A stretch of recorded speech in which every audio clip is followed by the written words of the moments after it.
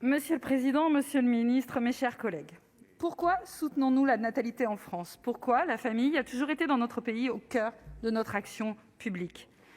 Parce que notre politique familiale vise au renouvellement des générations, parce qu'elle entend maintenir le niveau de vie des familles, malgré les coûts engendrés par la naissance et l'éducation des enfants.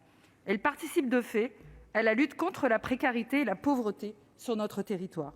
Parce que notre modèle vise à favoriser la meilleure articulation possible entre vie familiale et vie professionnelle, un pilier essentiel pour garantir une égalité réelle entre les femmes et les hommes dans notre pays.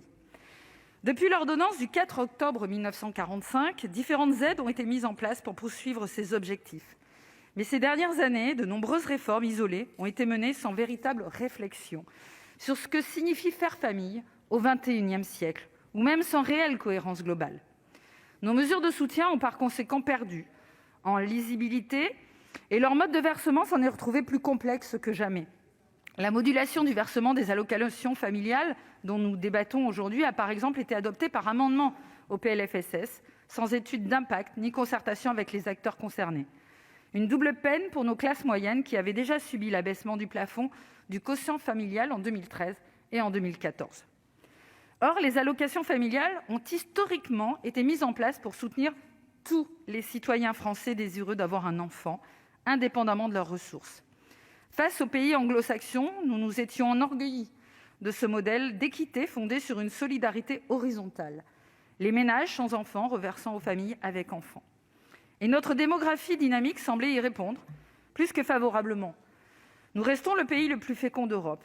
Mais depuis 2014-2015, l'indice conjoncturel de fécondité n'a fait que baisser, passant même en dessous du seuil de renouvellement des générations en 2018. La naissance d'un enfant engendre nécessairement des coûts qui rendent le niveau de vie des ménages avec enfants plus faible que ceux sans enfants. D'après un rapport de la Direction générale du Trésor de 2015, l'écart entre les familles sans enfants et celles avec 3 enfants et plus s'élèverait à 26%.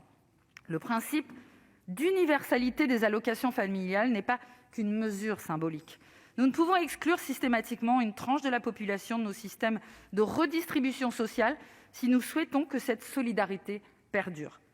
Notre dispositif d'aide comprend un volet important de redistribution verticale pour soutenir les foyers les plus vulnérables. Je pense notamment aux allocations de rentrée scolaire, aux primes de naissance ou d'adoption et au complément familial. Et depuis 2015, d'autres réformes importantes ont su soutenir tout aussi efficacement le niveau de vie des ménages les plus pauvres, comme la revalorisation du RSA dans le cadre du plan de lutte contre la pauvreté et la création de la prime d'activité. Il est important de rappeler que la réforme de 2015 n'a pas bénéficié aux ménages les plus fragiles. Il s'agissait uniquement de réduire le déficit de la branche famille. Or, le versement des allocations familiales ne peut et ne doit pas être une variable d'ajustement budgétaire. Mon groupe parlementaire conditionnera son vote à l'adoption de l'amendement de notre collègue Colette Mélot visant à supprimer l'exonération sur le revenu dont bénéficient les allocations familiales. Pour ma part, je voterai en faveur de la proposition de loi présentée par notre collègue M. Olivier Henno, dont je salue le travail, visant à redonner un caractère universel aux allocations familiales. Je profite de cette occasion, monsieur le ministre, pour vous interpeller sur la nécessité de redonner un cap stratégique à notre politique familiale face à la diminution du nombre d'enfants par ménage, à l'augmentation du nombre de familles monoparentales et à la multiplication des schémas familiaux. Il est indispensable de lancer un Family Act à la française, un appel déjà lancé par une mission d'information parlementaire